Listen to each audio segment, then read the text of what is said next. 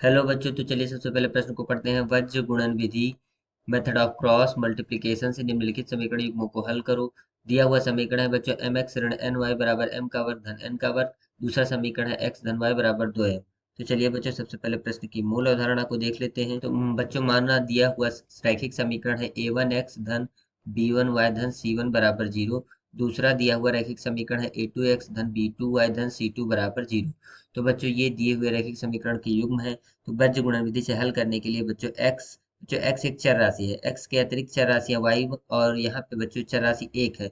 तो बच्चों इनका इनके गुणकों का गुणनखंड करते हैं। तो इनका गुणांक है b1 और यहाँ गुणांक है c2। तो बच्चों यहाँ लिखेंगे b1 गुणे c2 ऋण बच्चों यहाँ से गुणांक b2, यहाँ से गुणांक c1। तो बच्चों यहाँ से लिखेंगे b2 c1 बराबर y। बच्चों y के अतिरिक्त चर राशि है x और यहाँ से चर राशि है 1, किंतु बच्चों यहाँ क्रम परिवर्तित हो जाएगा। तो पहले a2 लिखेंगे, तो a2 गुणे c1 ऋण a1 c2 बराबर 1। अब बच्चों एक के अतिरिक्त चर राशि है x और y, तो इसलिए a1 b2 हो जाएगा, a1 गुणे b2 ऋण a2 b1। तो चलिए बच्चों अब प्रश्न के हल को देख लेते हैं। तो बच्चों दिया हुआ समीकरण हमारा है एम एक्स ऋण एन वाई बराबर एम का वर्ग धन एन का वर्ग। एम एक्स ऋण एन वाई बराबर एम का वर्ग धन एन का वर्ग। बच्चों हमने अपने समीकरण को पुनः लिख लिया।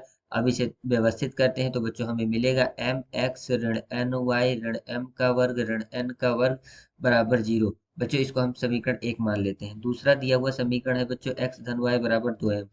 तो बच्चों इसको भी पुनः लिख लेते हैं, एक्स धन वाई बराबर 2m।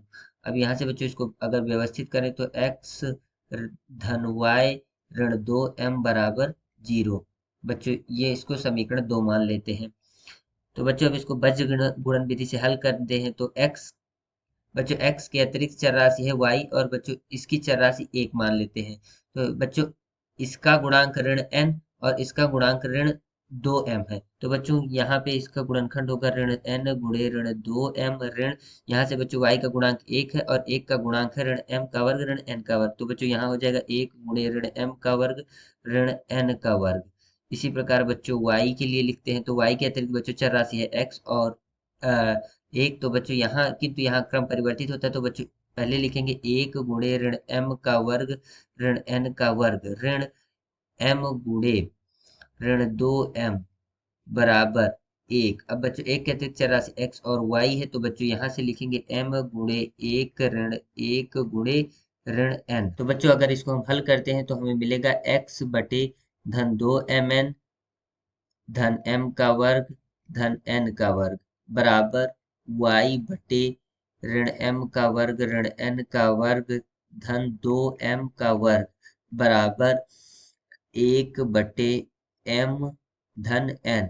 तो बच्चों अब इसको पुनः व्यवस्थित करते हैं। तो ये हो जाएगा x बटे बच्चों ये देखिए m धन n का वर्ग का सूत्र बन रहा है। तो यहाँ से बच्चों इसको लिख लेते हैं m धन n का वर्ग बराबर y बटे, अब बच्चों इसको 2m का वर्ग से 1m का वर्ग घट जाएगा। तो ये हो जाएगा m का वर्ग ऋण n का वर्ग बराबर 1 बटे, यहाँ से बच्चों 1 बटे m धन n।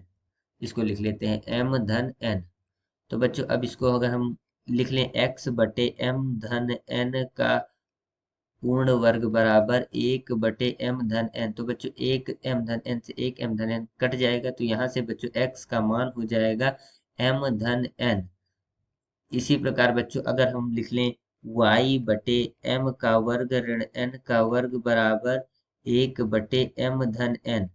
तो बच्चों यहाँ से हम y m ऋण n को लिख सकते हैं m ऋण n गुणे m धन n बराबर 1 बटे m धन n। तो बच्चों m धन n से कट जाएगा। तो यहाँ से बच्चों y का मान आ जाएगा m ऋण n। तो बच्चों इस प्रकार हमने बीज गुणन विधि से x और y का मान निकाल लिया। आशा करता हूँ बच्चों आपको ये हल समझ आया होगा। धन्यवाद।